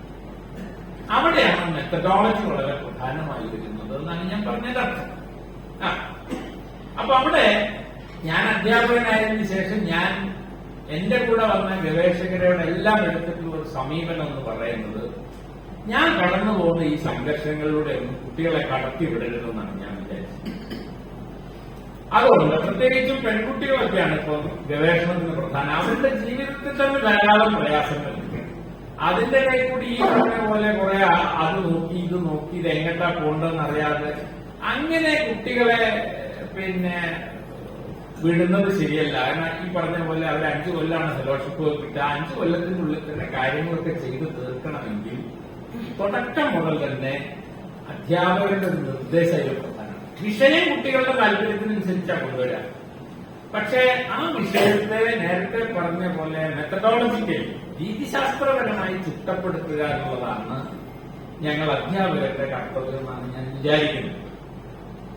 അങ്ങനെ വരുമ്പോ ഈ എന്റെ ആദ്യം പറഞ്ഞ വിഷയം കടങ്കഥ മനഃശാസ്ത്രപരവും സാമൂഹ്യശാസ്ത്രപരവുമായ വിശകലനം എന്ന് പറയുന്ന ആദ്യത്തെ ടൈറ്റിലിൽ നിന്ന് വാമൊഴിയും പ്രത്യയശാസ്ത്രവും മലയാളത്തിലെ കടങ്കഥകളെ മുൻനിർത്തിയുള്ള പഠനം എന്ന തരത്തിലേക്ക് അത് മാറുമ്പോൾ വാസ്തവത്തിൽ എന്താണ് മാറിയത് എന്നുള്ളതാണ് ചോദ്യം. അവിടെ മാറുന്നതിന്റെ ഒരു കാരണം യഥാർത്ഥത്തിൽ ആദ്യം പറഞ്ഞ ടൈറ്റിലിനകത്തുള്ള ഒരു സമീപനം എന്ന് പറയുന്നത് കടങ്കഥകളെ ഞാൻ മനഃശാസ്ത്രപരമായി സമീപിക്കും, അതിനുശേഷം സാമൂഹ്യശാസ്ത്രപരമായി സമീപിക്കും. അവയെ ചേർത്തു. അതല്ലേ ആ ടൈറ്റിൽ കണ്ടാൽ മനസ്സിലാവും. അതാണ് അതിലൊരു കീ വേർഡില്ല, ഒരു താക്കോൽ പദം എന്ന് പറയാവുന്ന ഒരു വാക്ക് വാസ്തവത്തിലില്ല. വല്ലതുണ്ടെങ്കിൽ തന്നെ അത് കടങ്കഥമാണ്. അപ്പോൾ തലക്കെട്ട് തീരുമാനിക്കുമ്പോൾ തന്നെ കുട്ടിയെ സഹായിക്കാൻ കഴിയുന്ന വിധത്തിൽ ആ തലക്കെട്ട് നമ്മൾ പറയുന്ന പ്രോബ്ലം സ്റ്റേറ്റ്മെന്റ് എന്നാണ് ശരിക്കും അതിന്റെ വാക്ക്. റിസർച്ച് മെത്തഡോളജിയിൽ നമ്മൾ ടൈറ്റിൽ എന്ന് പറയുന്നത് വാസ്തവത്തിൽ പ്രോബ്ലം സ്റ്റേറ്റ്മെന്റ്. അപ്പൊ കുട്ടിയുടെ കയ്യിൽ എന്തുണ്ടാവും? കുട്ടിക്ക് പ്രോബ്ലം തന്നെ മനസ്സിലായിട്ടുണ്ടാവും. എന്നെ കഴിഞ്ഞ് വരുന്ന ആൾക്കാരാണ്, റിസർച്ച് ചെയ്യാനൊരു ആവേശം ഉണ്ടാവും. ഈ പറഞ്ഞ JRF കിട്ടിപ്പോയതുണ്ടാവും. അങ്ങനെയൊക്കെയാണെങ്കിൽ ആൾക്കാർ വരുന്ന, അല്ലാണ്ട് മഹാപണ്ഡിതന്മാരും മഹാപ്രതിഭാശാലികളുമാണ് ഗവേഷണത്തിലേക്ക് വരുന്നതെന്ന് ആരും ധരിക്കണ്ട. അങ്ങനെ ഭാവപ്രതിഭകളായിട്ടുള്ള ആൾക്കാർ നോവലിൽ കവിതയൊക്കെ എഴുതി വലിയ മഹാന്മാരും മഹതികളൊക്കെയായി. നമ്മൾ ഗവേഷകരെന്ന് പറഞ്ഞാൽ നമ്മൾ മഹാപ്രതിഭ ആവശ്യമുള്ള ഒരു പണിയല്ലത്, മെത്തഡോളജിയാണ് പറഞ്ഞത്. അതൊരു ആശാരിപ്പിന് പഠിക്കണമല്ല, ആ പണി ഇങ്ങനെ പഠിക്കണമല്ലോ. അതേമാതിരി ഗവേഷണം പഠിച്ചെടുക്കേണ്ട ഒരു പണിയാണ്. അങ്ങനെ നിങ്ങൾ ഒരാളുടെ കൂടെ നിന്ന് പഠിച്ചെടുത്താൽ പിന്നെ നിങ്ങൾക്ക് പഠിക്കാം. ഇപ്പൊ ചില കുട്ടികൾ എന്നോട് വന്നിട്ട് മാഷെ ഞാൻ എന്റെ കൂടുതലുള്ള കുട്ടികളൊന്നാവില്ല, വേറെ എവിടെയെങ്കിലും ഗവേഷണം ചെയ്യുന്ന കുട്ടികൾ മാഷയോട് സംസാരിക്കണം 10 മിനിറ്റ്, മാഷോട് ഈ ഒരു വിഷയം എന്താണ്. അപ്പൊ ഞാൻ ചിലപ്പോ ഈ പറഞ്ഞ പോലെ ഞാനായിട്ട് ഒരു ബന്ധമില്ലാത്ത ചില വിഷയം ഇവിടെ കോമേഴ്സ് എന്ന് പറഞ്ഞ ചില കുട്ടികളോട് ഒന്ന് സംശയം ചോദിച്ചു. എനിക്ക് കൊമേഴ്സ് എന്താണെന്ന് വെച്ചിട്ട് പക്ഷെ അത് കേട്ടാൽ നമുക്ക് ചില കാര്യങ്ങൾ മനസ്സിലാക്കും. ഏത് ഗവേഷണ വിഷയം ആ മനസ്സിലാവുന്നതിന്റെ ആധാരം ഈ പറഞ്ഞ പ്രോബ്ലം സ്റ്റേറ്റ്മെന്റിൽ കീവേഡ്സ് വളരെ പ്രധാനം. അപ്പൊ എന്റെ ഒന്നാമത്തെ തലക്കെടുത്ത് എന്തുകൊണ്ടാണ് എന്നെ നയിക്കാതിരുന്നതെന്ന് ചോദിച്ചാൽ അതിൽ കീവേഡ്സ് ഉണ്ടായിരുന്നു. എന്നാൽ രണ്ടാമത്തെ ടൈപ്പ് നോക്കൂ, വാമൊഴിയും പ്രത്യയശാസ്ത്രവും മലയാളത്തിലെ കടങ്കഥകളും മുൻനിർത്തുക. വാമൊഴി എന്ന് പറഞ്ഞാൽ ഒറാലിറ്റി, പ്രത്യയശാസ്ത്രം എന്ന് പറഞ്ഞാൽ ഐഡിയോളജി. അപ്പൊ ഐഡിയോളജി ഒറാലിറ്റിയും തമ്മിലൊരു റിലേഷൻ ഉണ്ട് എന്നാണ് എന്റെ ഹൈപ്പോത്തിസിസ്. അതാണ് ഹൈപ്പോത്തിസിസ്, എന്റെ പരികല്പന. അപ്പൊ കീവേഡ്സിനെ കണ്ടെത്തി അതിന്റെ റിലേഷൻ നമുക്ക് കൃത്യമായി നിർവചിക്കാൻ പറ്റിയാൽ അതാണ് വാസ്തവത്തിൽ നമ്മുടെ ഗവേഷണത്തിലേക്കുള്ള വാതായനം. അതാണ് തുറക്കുന്നത്. അത് കിട്ടിക്കഴിഞ്ഞാൽ ഞാൻ ആദ്യം ചെയ്യേണ്ടത് എന്താണ് ഒറാലിറ്റി, എന്താണ് ഐഡിയോളജി, അത് തമ്മിലുള്ള റിലേഷൻ എന്താണ്, അതിന് വേണ്ട പുസ്തകങ്ങൾ മാത്രമേ വായിക്കാവൂ. ഞാൻ ഈ ഗവേഷകരോട് എപ്പോഴും പറയും, നിങ്ങൾ ഗവേഷണത്തിന് മുമ്പ് നിങ്ങൾ കണ്ണി കണ്ടതൊക്കെ വായിക്കും. ഗവേഷണം തുടങ്ങിക്കഴിഞ്ഞാൽ നമ്മൾ വളരെ റെസ്ട്രിക്റ്റഡ് ആവണം. നമ്മുടെ വിഷയമായിട്ട് ബന്ധപ്പെട്ട പ്രമേയങ്ങൾ തന്നെ വായിക്കണം. അതാ. അപ്പൊ ഉദാഹരണത്തിന് ഇപ്പൊ ഞാൻ എന്റെ കൂടെ റിസർച്ച് ചെയ്യുന്ന കുട്ടികളുണ്ട്. ഉദാഹരണത്തിന് എന്താണ് ഈ ദളിത് ചിത്രകലയെ പറ്റി ഒരു കുട്ടി എന്റെ കൂടെ പ്രൊഫസർ. ദളിത് ചിത്രകലയിൽ എനിക്ക് അറിയുന്ന വിഷയമല്ല. പക്ഷെ ഞാനത് നേരത്തെ പറഞ്ഞ പോലെ അതിനൊരു തലക്കെട്ടുണ്ടാക്കി.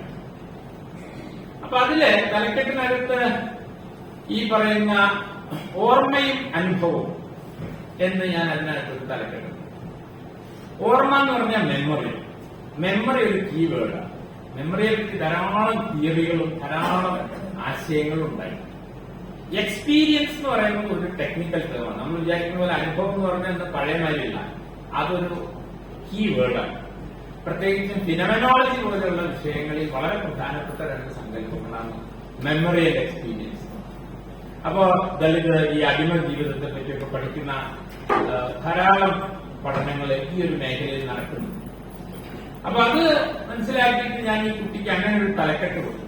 അപ്പൊ ഞാൻ ഈ അടുത്ത് എന്താ ചെയ്യേണ്ടത്, മെമ്മറി ആയിട്ട് ബന്ധപ്പെട്ട് അയാൾ വായിക്കണം.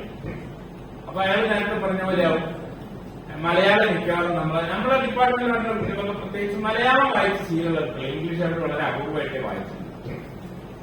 അപ്പൊ ആദ്യം ചെയ്യേണ്ടതെന്ന് വെച്ചാൽ മലയാളത്തിൽ ഈ വിഷയമായിട്ട് ഓർമ്മയുമായി ബന്ധപ്പെട്ട ലേഖനങ്ങളും പുസ്തകങ്ങളും കണ്ടെത്താൻ പറ്റും. അപ്പൊ ഒരു ബിബ്ലിയോഗ്രഫിയാണ് ആദ്യം ഉണ്ടാക്കുന്നത്. കീവേഡ് കിട്ടിക്കഴിഞ്ഞാൽ കീവേഡുമായി ബന്ധപ്പെട്ട ഒരു ബിബ്ലിയോഗ്രഫി താൻ ലൈബ്രറി പോയിട്ടോ ജെ സ്റ്റോർ നോക്കിയിട്ടോ അടുത്തുള്ള ലൈബ്രറികളൊക്കെ പോയിട്ടോ താൻ ഒരു ലിസ്റ്റ് ഉണ്ടാക്കി കൊണ്ടുവരണം. അപ്പൊ വേറെ പുസ്തകം നോക്കൊന്നും വേണ്ട, ആ ടൈറ്റിൽ മാത്രം കൊണ്ടുവന്നാണ്. അങ്ങനെ ടൈറ്റിൽ കൊണ്ടുവന്നു കഴിഞ്ഞാൽ ഞാൻ അതിൽ നിന്ന് 2 സെറ്റ് ഉണ്ട്.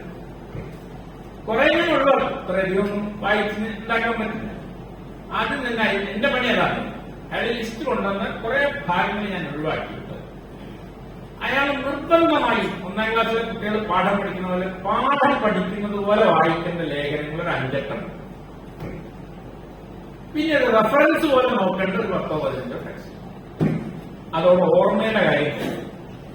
അതേപോലെ എക്സ്പീരിയൻസ് എന്ന് പറയുന്ന ഒരു സാധനത്തെ പറ്റി 2 സെറ്റ് ടെക്സ്റ്റുകൾ കണ്ടെത്തും. ആ 2 സെറ്റ് ടെക്സ്റ്റുകൾ കണ്ടെത്തി കഴിഞ്ഞാൽ പിന്നെ കോഴ്സ് വർക്ക് ഇതിനുള്ളതാണ്.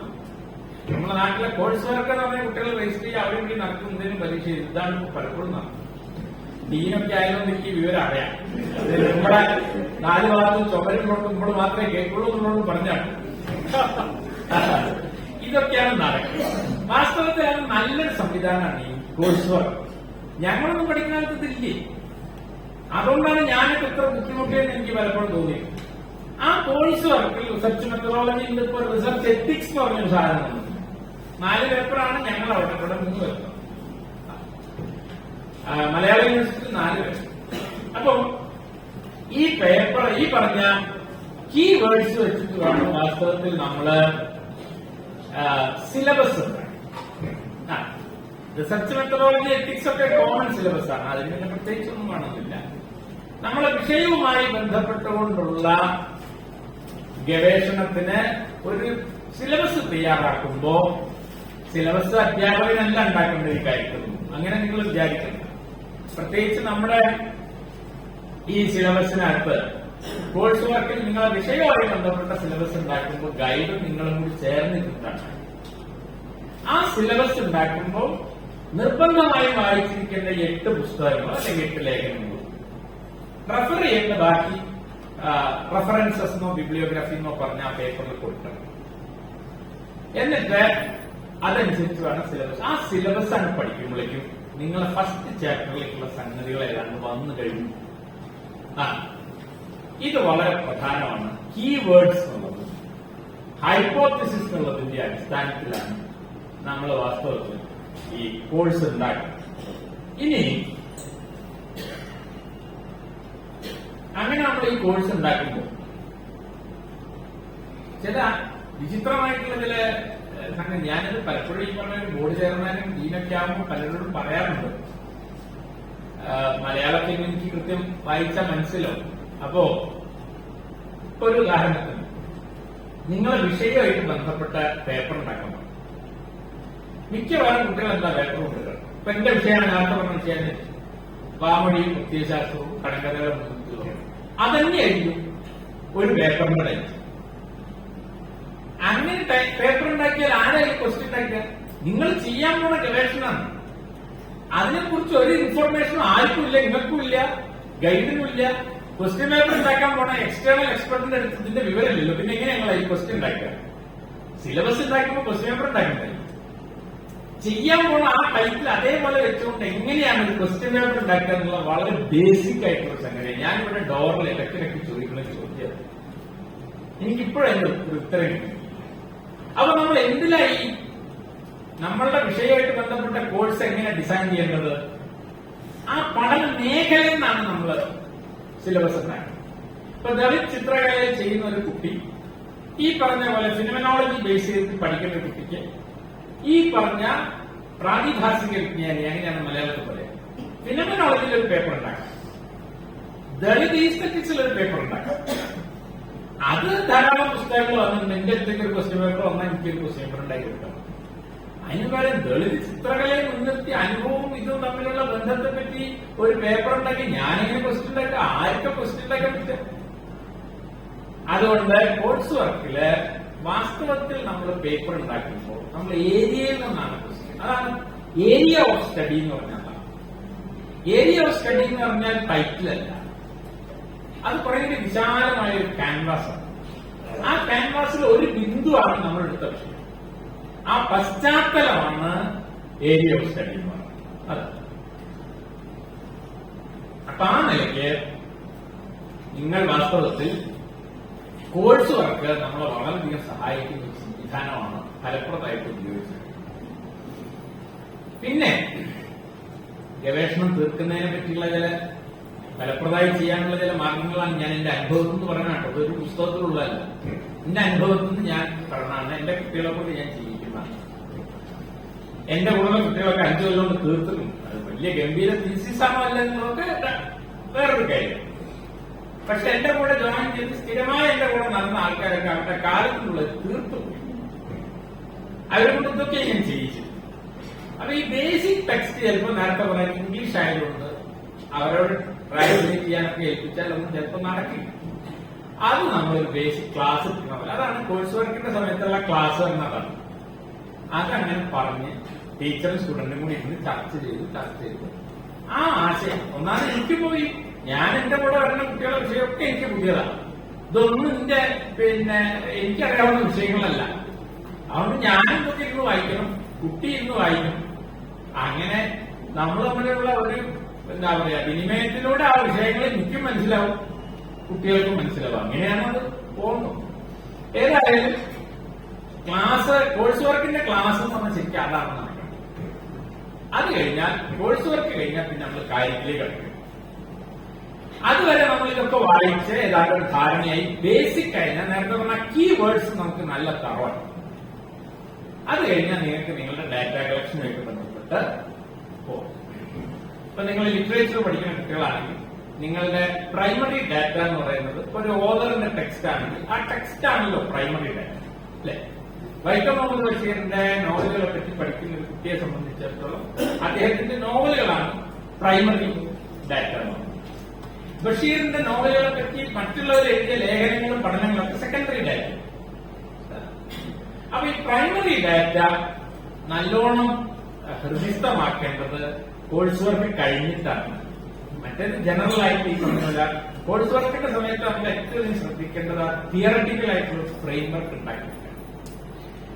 അപ്പോൾ ഈ പ്രൈമറി ഡാറ്റ നിങ്ങൾ പല തവണ വായിക്കും. ലിറ്ററേച്ചർ ആണെങ്കിലാണ് ഞാൻ പറഞ്ഞത്, പല തവണ വായിക്കും. ഇപ്പൊ ബഷീറിന്റെ നോവലിനെ പറ്റി പഠിക്കുന്ന ആള് പല തവണ നോവൽ വായിക്കും. നിങ്ങൾ പാത്തുമ്മയുടെ 10ാം ക്ലാസ് വായിച്ചിട്ടുണ്ട്. അതൊക്കെ എനിക്കറിയാവുന്ന പാട്ടിൽ എനിക്കിനല്ല റിസർച്ച് എന്ന് പറയാം.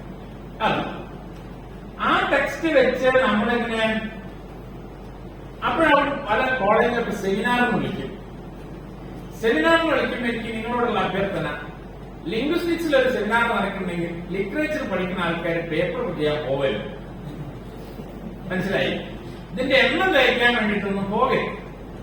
നിങ്ങളുടെ വിഷയവുമായി ബന്ധപ്പെട്ട ഒരു പേപ്പർ ആണെങ്കിൽ മാത്രമേ അത് ചെയ്യാവൂ. പിന്നെ പേപ്പർ ചെയ്യുമ്പോൾ നാളെയാണ് സെമിനാർ, ഇന്നൊരു കുറിപ്പായിട്ടോട് ചെന്നിട്ട് 5 മിനിറ്റ് ഇപ്പോൾ സെമിനാറിന് വിടും. ഇങ്ങനെയാണ് അപ്പോഴേക്ക് ബെല്ലടിച്ചു. അത് ഏത് ഇറങ്ങാനുള്ള മാതിരിയാണ് സെമിനാർ. സർട്ടിഫിക്കറ്റ് കിട്ടുമ്പോൾ നേരത്തെ നമ്മൾ മാറ്റി ഞാൻ കൊടുത്ത പോലെ നമുക്ക് ആരെങ്കിലുമൊക്കെ സർട്ടിഫിക്കറ്റ് കിട്ടും, വലിയ കാര്യം. അപ്പൊ മറ്റേ പ്രോഗ്രസ് വിലയിരുത്തുന്ന കമ്മിറ്റിന് മുന്നിൽ ഞാൻ 4 സെമിനാറിന് പോയി. പക്ഷെ ഇതൊന്നും നമ്മളെ സഹായിക്കും. സെമിനാറിന് പോകണം, സെമിനാർ ചെയ്യണം. അതൊക്കെ നല്ല സിസ്റ്റം. ഞാൻ പറഞ്ഞത് ഇപ്പോഴുള്ള റിസർച്ച് ഞങ്ങളുടെ കാലത്തുള്ള പോലെ ഒന്നുമില്ല. നിങ്ങൾ വാസ്തവത്തിൽ അക്കാര്യത്തിൽ ഭാഗ്യവാന്മാരും ഭാഗ്യവതികളാണെന്ന് ഞാൻ പറയാം. കാരണം ഈ സിസ്റ്റം ഒക്കെ ഉണ്ട് ഇവിടെ. അതാരും ഫലപ്രദമായിട്ട് ഉപയോഗിക്കുന്നില്ല എന്നാണ് എന്റെ ഒരു റീഡിങ്. എന്റെ ഒരു അധ്യാപന ജീവിതത്തിൽ നിന്ന് എനിക്ക് മനസ്സിലായ കാര്യമാണ്. അപ്പൊ ഒരു സെമിനാറിന് നോട്ടിഫിക്കേഷൻ വന്നാൽ ആദ്യം നിങ്ങൾ വേണ്ടത് എന്താണ്? ഒരു അബ്സ്ട്രാക്ട് അയക്കണം. അതാണ് അവർ പറയാം, ഒരു പ്രബന്ധ സംഗ്രഹം അയക്കാൻ പറ്റും. അത് സീരിയസ് ആയിട്ട് ചെയ്യണം. അപ്പോ പ്രബന്ധ സംഗ്രഹത്തിൽ എന്തൊക്കെ ശ്രദ്ധിക്കണം? ടൈറ്റിൽ എന്താണെന്ന് ശ്രദ്ധിക്കണം. ടൈറ്റിൽ എന്ത് വേണം? കീവേഡ്സ് വേണം. കീവേഡ്സിന്റെ സൂചന ഉള്ളതായിരിക്കണം ടൈറ്റിൽ.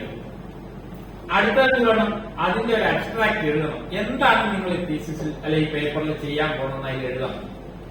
അതിൽ കടന്നു വരുന്ന പ്രധാനപ്പെട്ട നേരത്തെ പറഞ്ഞ കീവേഡ്സ് ഏതൊക്കെയാണ്? അത് മിനിമം ഒരു 5 എണ്ണം വേണം. 5 എണ്ണത്തിൽ കൂടണ്ട എന്നാണ് പൊതുവെ പറയുന്നത്. 5 എണ്ണത്തിൽ കുറയുന്നതും ഭംഗിയല്ല എന്നാണ് പൊതുവെ ഗവേഷണത്തെ കുറിച്ചൊക്കെ നല്ലോണം അറിയുന്ന ആളുകൾ പറയുന്നത്. അപ്പൊ കീവേഡ്സും അബ്സ്ട്രാക്റ്റും ടൈറ്റിലുമാണ് നമ്മൾ പറയുന്ന ഈ അയച്ചു കൊടുക്കേണ്ടത്. അത് അയച്ചു കൊടുക്കുമ്പോ ഒക്കെ നമ്മൾ ആലോചിക്കും ഇത് വെച്ചിട്ട് വേണം പേപ്പർ എഴുതാൻ. അപ്പൊ ആ പേപ്പർ എഴുതുന്ന സമയത്ത് ഇത് ഘട്ടം ഘട്ടമായിട്ട് ചെയ്യണം. കീവേഡ്സിലായിരിക്കണം. കീവേഡ് എന്ന് പറഞ്ഞാൽ അതിന്റെ താക്കോൽക്കാരാണ്, അതിന്റെ ഉള്ളിൽ കൂടി നോക്കണം. അപ്പൊ അത് വെച്ചിട്ട് ആമുഖത്തിൽ ഈ താക്കോൽ വാക്കുകളൊക്കെ ഒന്ന് വിശദീകരിക്കണം. അത് കഴിഞ്ഞ് നിങ്ങളൊരു ഓതറെ പറ്റിയാണ് പഠിക്കണമെങ്കിൽ ആ ഓതറിനെ കുറിച്ചും അയാളുടെ ടെക്സ്റ്റുകളെ പറ്റി സാമാന്യമായിട്ട് പറയണം. പിന്നെ നിങ്ങൾ എടുക്കാൻ പോകുന്നത് ഏതെങ്കിലും ഒരു സ്പെസിഫിക് ടെക്സ്റ്റ് ആണെങ്കിൽ ആ ടെക്സ്റ്റ് അനലൈസ് ചെയ്യുന്ന അനാലിസിസിന്റെ ഭാഗമാണ് പിന്നെ വരേണ്ടത്. ഒരു പേപ്പറിൽ ഇത്രയും ചെയ്യാൻ പറ്റും. അതിന്റെ ഒരു തിയററ്റിക്കൽ ഫ്രെയിം, ആ ഓതറിന്റെ രചനാ ലോകം, അതിന്റെ നമ്മൾ പഠിക്കാൻ എടുക്കുന്ന ടെക്സ്റ്റിന്റെ ഒരു അനാലിസിസ്, ഇത്രേ പറ്റൂ. ആ അനാലിസിസ് ആണ് പ്രധാനം. സാഹിത്യം പഠിക്കാൻ എടുക്കുമ്പോൾ ഇന്ന് പഴയ പോലെയല്ല, വലിയ മാറ്റമാണ് സാഹിത്യത്തിലൊക്കെ വന്നുകൊണ്ടിരിക്കുന്നത്. സമയമില്ലാത്തതുകൊണ്ട് ഞാൻ അതിലേക്കൊന്നും പോകുന്നില്ല. ചെറിയൊരു ഉദാഹരണം പറയാം. ഖസാക്കിന്റെ ഇതിഹാസം എന്നൊരു നോവലുണ്ട് മലയാളത്തിൽ. നിങ്ങൾ ചിലർ കേട്ടിട്ടെങ്കിലും ഉണ്ടാവും ഞാൻ വിചാരിക്കും. ഞങ്ങൾ MA-ക്ക് പഠിക്കുന്ന കാലത്ത് ഞങ്ങൾ പഠിച്ചിരുന്ന ഒരു നോവലാണ്. അതൊക്കെ വായിച്ച് ആകെ അർത്ഥപ്പെട്ട കുറെ ആൾക്കാർ ഞങ്ങളെ കൂട്ടത്തിലുണ്ടായിരുന്നു. കാരണം എന്താ വെച്ചാൽ അതിൽ പ്രധാനപ്പെട്ട കഥാപാത്രം രവി എന്ന് പറയുന്ന ഒരു കഥാപാത്രമാണ്. അയാള് എന്താണ് ജീവിതത്തിന്റെ അർത്ഥം എന്നൊക്കെ അന്വേഷിക്കുന്ന അസ്തിത്വ ദുഃഖം, ഞങ്ങളുടെ കാലത്ത് അങ്ങനെയാണ് അതിനെ പറഞ്ഞത്. എക്സിസ്റ്റൻഷ്യൽ ഫിലോസഫിയാണ്. ഞാൻ ആരാണ്, എന്താണ് എന്റെ ജീവിതത്തിന്റെ ലക്ഷ്യം എന്നൊക്കെ അന്വേഷിക്കുന്ന ഒരു കഥാപാത്രമായിട്ടാണ് ഞങ്ങളൊക്കെ അയാളെ മനസ്സിലാക്കിയത്. അങ്ങനെ ഞങ്ങൾ പരീക്ഷയ്ക്ക് ചോദിച്ചപ്പോൾ ഈ രവിനെ കേന്ദ്രീകരിച്ചാണ് എഴുതിക്കൊണ്ടിരുന്നത്. രവിയാണ് അതിലെ നായകൻ. അയാളൊരു ഏകാധ്യാപക വിദ്യാലയത്തിൽ ക്ലാസ് എടുക്കാൻ വരുന്നതാണ് അതിലെ കഥ. പക്ഷെ ഈ അടുത്ത കാലത്ത് ഒരു നാടകം ഖസാക്കിന്റെ ഇതിഹാസം ദീപൻ ശിവരാമനാണ് ചെയ്യുന്നത്. ആ നാടകത്തിലെ പ്രധാന കഥാപാത്രം രവിയല്ല, നൈസാമല്യ. നൈസാമല്യ നോവലിൽ ഉണ്ടായിരുന്നു, ഞങ്ങളും വായിച്ചതാ. പക്ഷെ ഞങ്ങൾക്കത് ഇത്ര പ്രധാനപ്പെട്ട ഒരു കഥാപാത്രമാണ്. അതുപോലെ അള്ളാഹുച്ചാമല്ലാണ്ട് ഇവർ രണ്ടുപേരുമാണ് നാടകത്തിൽ നിറഞ്ഞു നിൽക്കുന്നത്. ആ നാടകം കാണേണ്ട നാടകം ഞാൻ 4 തവണ കണ്ടിട്ടുണ്ട്. ഭയങ്കര ഞങ്ങൾ വായിച്ച നോവലല്ല. അപ്പൊ ഞാനിപ്പോ എന്റെ അവിടെ MA കുട്ടികൾക്ക് പഠിക്കാനുണ്ട്. അപ്പൊ ഞാൻ എന്താ ചെയ്തതെന്ന് വെച്ചാൽ കഴിഞ്ഞ വർഷവും ഈ നാടകം ഇവിടെ കളിച്ചിരുന്നു, പരപ്പനങ്ങാടി കളിച്ചു. ഈ വർഷം പെരിന്തൽമണ്ണ കളിച്ചു. അപ്പൊ ഈ കുട്ടികളെ ഞാൻ 2 ദിവസം മുന്നേ തന്നെ വിളിച്ചു വരുത്തി എന്റെ MA കുട്ടികളെ വിളിച്ചിട്ട് ഞാൻ തന്നെ ആ ഖസാക്കിന്റെ ഇതിഹാസം വായിക്കും. എന്നിട്ട് പിറ്റേന്ന് വരെ നാടകമാണ്. അങ്ങനെ 2 വയസ്സിന് ഞാൻ നാടകം കഴിച്ചു. അപ്പോഴാണ് അവർക്കും മനസ്സിലാവുന്നത് നോവലിൽ നിന്ന് എത്ര വ്യത്യസ്തമാണ് നാടകം. എന്തുകൊണ്ടാണ് ഇപ്പോ നൈസാമലി അള്ളാഹിച്ചാമുല്ലാക്കി പ്രധാന കഥാപാത്രങ്ങളായിട്ട് മുമ്പ് അതിലുണ്ടായിരുന്നില്ലേ? അതാണ് നമ്മുടെ കോണ്ടെക്സ്റ്റ് മാറുന്നത്. ഞങ്ങള് ജീവിച്ച ഇന്ത്യ അല്ല ഇപ്പോഴത്തെ ഇന്ത്യ. ആ ഇന്ത്യൻ ജീവിതത്തിൽ വരുന്ന പരിണാമം നമ്മുടെ വായനയെ സ്വാധീനിക്കും. ടെക്സ്റ്റ് അത് എഴുതിയ മരിച്ചു, അദ്ദേഹം ജീവിച്ചിരിക്കില്ല. അദ്ദേഹം 69 എഴുതിയ അതേ ടെക്സ്റ്റാണ് ഇപ്പോഴും ടെക്സ്റ്റിന് വ്യത്യാസമൊന്നും വന്നിട്ടില്ല. പക്ഷെ ഇപ്പൊ വായിക്കുമ്പോൾ അതിന്റെ അർത്ഥമൊക്കെ മാറും. അപ്പോ അതാണ് ഞാൻ ആദ്യം പറഞ്ഞത്. ചില ആൾക്കാർ കുമാരനാശാനെ പറ്റി ഇനി എന്ത് പഠിക്കാനെന്ന്. അങ്ങനെയല്ല, കുമാരനാശാനെ എഴുതിയ കാലത്തുള്ള ജീവിതമല്ല ഇപ്പോഴുള്ള ജീവിതം. ഇപ്പോഴുള്ള ജീവിതം വെച്ച് എനിക്ക് നോക്കുമ്പോ അംബേദ്കറും ഈ പറഞ്ഞ ആൾക്കാരൊക്കെ ആശാനുള്ളിലുണ്ടോ എന്ന് നമുക്ക് തോന്നും. അംബേദ്കറുമായിട്ട് ആശാനുള്ള ബന്ധമില്ല. ഇതാണ് അനാലിസിസ്. അനാലിസിസ് വെറുതെ ഉണ്ടാവുന്നതല്ല, ഒരു ചരിത്ര സന്ദർഭവുമായി ഒരു പാഠത്തെ ബന്ധിപ്പിക്കാനുള്ള കണ്ണിയേത് എന്ന് ആലോചിക്കുമ്പോഴാണ് അത് പ്രധാനമായിട്ട് വരുന്നത്.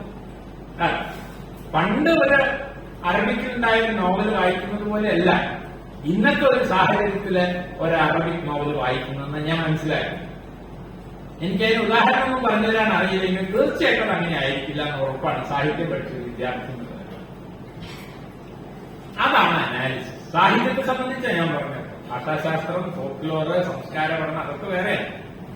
അപ്പൊ ഏതായാലും ഈ നിലയ്ക്ക് നമ്മുടെ റിസർച്ചില് ഗവേഷണ പ്രബന്ധങ്ങൾ എഴുതുക എന്നുള്ളത് ആദ്യത്തെ 2 വർഷം പ്രധാനമാണ്. അത് നിങ്ങൾ ഒരു 6 മാസം കൂടുമ്പോൾ ഒരു പേപ്പർ എഴുതും. അത് ചിലപ്പോ നിങ്ങളെ എവിടെയെങ്കിലും കോളേജിൽ ചാൻസ് കിട്ടും, ചിലപ്പോ കിട്ടിയില്ല എന്ന്. അപ്പൊ എന്ത് വേണം? ഇതുപോലെ നമ്മുടെ ഡിപ്പാർട്ട്മെന്റ് റിസർച്ച് ഫോറം ഉണ്ടാകും. ആ റിസർച്ച് ഫോറത്തിൽ നിങ്ങൾ നിർബന്ധമായി നിങ്ങളുടെ പേപ്പർ അവതരിപ്പിക്കണം. അതിനെപ്പറ്റി മാഷുണ്ടോ വേറെ ആളുണ്ടോ നോക്കേണ്ട ആവശ്യമില്ല. നിങ്ങളൊക്കെ മുതിർന്ന ആളുകളാണ്. അതിലേറ്റവും പ്രധാനമുണ്ട് നമ്മുടെ നാട്ടിലെ കവിയരങ്ങ് നടക്കണവരെയാണ്. കവിയരങ്ങ് നടക്കുമ്പോൾ എന്താ 18 കവികളുണ്ട്. ഒന്നാമത്തെ ആള് കവിത വായിക്കും, അടുത്ത ദിവസം. രണ്ടാമത്തെ ആള് അവസാനം 18ാമത്തെ കവിത വായിക്കുമ്പോൾ അയാളെ ഉണ്ടാവും. അജാതി ഗവേഷണ പ്രബന്ധത്തിന്റെ അവതരണം പറ്റില്ല. നിങ്ങളുടെ പ്രബന്ധം പോലെ തന്നെ പ്രധാനമാണ് നിങ്ങളുടെ കൂട്ടുകാരന്റെ പ്രബന്ധം. അത് ശ്രദ്ധിച്ച് കേൾക്കണം. അപ്പൊ നിന്റെ ചെങ്ങായില്ലെന്ന് വിചാരിച്ച് ചോദ്യം ചോദിക്കരുത്, മോശമില്ലെന്നൊന്നും ആരും വിചാരിക്കരുത്. വളരെ നിശ്ചിതമായ വിമർശനം ഉണ്ടെങ്കിൽ അത് ഉന്നയിക്കണം. അയാളെ വിഷമിപ്പിക്കാനല്ല, അയാളുടെ പേപ്പർ നന്നാവല്ല. അങ്ങനെ വിമർശിച്ചും ചോദ്യം ചെയ്തു നമ്മുടെ പേപ്പർ നന്നാ. അപ്പൊ ആ ഡിസ്കഷനിൽ കുറെ കാര്യങ്ങൾ എനിക്ക് കിട്ടും. അത് വെച്ച് ആ പേപ്പർ റിവൈസ് ചെയ്ത് വളരെ പ്രഗത്ഭരായിട്ടുള്ള അധ്യാപകരെ കൊണ്ടൊന്ന് വായിപ്പിച്ച് നിർബന്ധമായും ഏതെങ്കിലും റിസർച്ച് ചാനൽ അത് പബ്ലിഷ് ചെയ്യും. ഇത് ഞാൻ എന്തിനാ പറയണമെന്ന് വെച്ചാൽ റിസർച്ച് ചാനൽ പബ്ലിഷ് ചെയ്യണം എന്നുള്ളത് എന്താ ഈ സബ്മിറ്റ് ചെയ്യും അതിനു വേണ്ടിയല്ല, അതും പ്രധാനമാണ്. ഒരു പേപ്പർ നമ്മൾ എഴുതി പബ്ലിഷ് ചെയ്ത് വന്നാൽ നാട്ടിൽ പറഞ്ഞ മറ്റേ ഞാൻ അങ്ങനെ പൈസ വാങ്ങിയൊന്നും ചെയ്യില്ലല്ലോ എന്നാ തോന്നലുണ്ട്. ആർക്കാണ് പോയി അതിനൊരു പണിയിട്ടുണ്ട്. അത് നമുക്ക് ആരെ മുന്നിലും പറയാം, ഏത് കമ്മിറ്റിന്റെ മുന്നിലും ധൈര്യമായിട്ട് പറയാം. 6 മാസം കഴിഞ്ഞപ്പോൾ ഞാനൊരു പേപ്പർ പബ്ലിഷ് ചെയ്തിട്ട് സെമിനാറിൽ പങ്കെടുക്കുന്നത്. അതാണ് അതിൽ ഏറ്റവും അതിന് പ്രോഡക്റ്റ് ഉണ്ടാവും. പ്രോഡക്റ്റ് ഇല്ലെങ്കിൽ മനുഷ്യന് ആത്മവിശ്വാസം. നിങ്ങളൊരു കാര്യം ഇങ്ങനെ വെറുതെ പറഞ്ഞതിന് പകരം അതൊക്കെ ഒരു കടലാസിലെഴുതി എവിടെയെങ്കിലും ഒന്ന് പബ്ലിഷ് ചെയ്തു, അപ്പൊ നമുക്കൊരു സംതൃപ്തി വരും. അപ്പൊ അത് വളരെ പ്രധാനപ്പെട്ടതാണ്. ഗവേഷണ പ്രബന്ധങ്ങൾ എഴുതണം, അവതരിപ്പിക്കണം, പബ്ലിഷ് ചെയ്യണം. ഇതൊക്കെ ആദ്യത്തെ 2 കൊല്ലം നടക്കും. 3ാമത്തെ കൊല്ലം മുതൽ നിങ്ങൾ ഇതിനൊന്ന് മെനക്കെടും. അവിടെ പിന്നെ എഴുത്തിലേക്ക് എഴുതാൻ എന്താ വഴി? നമ്മൾ ആളുകൾക്ക് 4 പേപ്പറുണ്ട് അല്ലെ? ആ 4 പേപ്പറാണ് പിന്നെ അധ്യായങ്ങളായിട്ട് മാറും. അതാണ് ഞാൻ പറഞ്ഞ അവനാనికి ആവശ്യമില്ലാത്ത ഒരു സ്ഥലത്ത് പോയി ഒരു പേപ്പർ അവതരിപ്പിക്കുന്നത്. വിഷയത്തിൽ നിന്ന് വ്യതിചലിച്ച് ഒന്നും ചെയ്യരുത്. അങ്ങനെ ഈ 4 പേപ്പറിനെ വികസിപ്പിച്ചാൽ അതൊരു ചാപ്റ്ററായി. അതിനെന്തൊക്കെ ചെയ്യണമെന്ന് ഗൈഡായിട്ട് സുഹൃത്തുക്കളായിട്ടൊക്കെ ആലോചിച്ചു 6 മാസം കൂടുമ്പോൾ ഓരോ ചാപ്റ്ററിന്റെ പണി കൂടി പുലർത്താൻ ഒരു സംശയമില്ല. 4 വർഷമുണ്ട് നിങ്ങളുടെ തീസിസിന്റെ ഡ്രാഫ്റ്റായി. ആ ഡ്രാഫ്റ്റ് പിന്നീട് ഫെയർ ചെയ്യാൻ 1 വർഷം സമയമുണ്ട്. 5 കൊല്ലാണ് സ്കോളർഷിപ്പ് കിട്ടണമെങ്കിൽ 5ാമത്തെ കൊല്ലം തീസിസിന്റെ പണി കഴിഞ്ഞിരിക്കും. ഇത് ഇത്ര വലിയ കാര്യമൊന്നുമില്ല. ഞാൻ പറഞ്ഞില്ല, എന്റെ കൂടെയുള്ള കുട്ടികൾ ഇത് ചെയ്തുകൊണ്ടിരിക്കണമാണ്. അവരവരുടെ കാലത്തിനകത്ത് തീർത്തിട്ടുണ്ട്. ഞാൻ അതേ പറയുള്ളൂ. മഹത്തായ തീസിസാണെന്നുള്ള അർത്ഥത്തിലൊന്നല്ല ഞാൻ പറയുന്നത്. ഞാൻ അനുഭവിച്ച പ്രയാസം എന്റെ കുട്ടികൾ അനുഭവിക്കരുത് എന്ന എന്റെ ബോധ്യത്തിൽ നിന്നും ഞാൻ തന്നെ വികസിപ്പിച്ചെടുത്തൊരു മെത്തഡോളജിയാണ്. ഇത് ഏതെങ്കിലും റിസർച്ച് മെത്തഡോളജി പുസ്തകത്തിൽ പറഞ്ഞല്ല ഞാൻ പറഞ്ഞത്. അതുകൊണ്ട് ഇത് നിങ്ങളും പാലിക്കുക. നിങ്ങൾക്കും ജീവിതത്തിൽ നേരത്തെ മാഷ് പറഞ്ഞ പോലെ എല്ലാ നന്മകളും ഉണ്ടാകട്ടെ എന്ന് ആശംസിക്കുന്നു.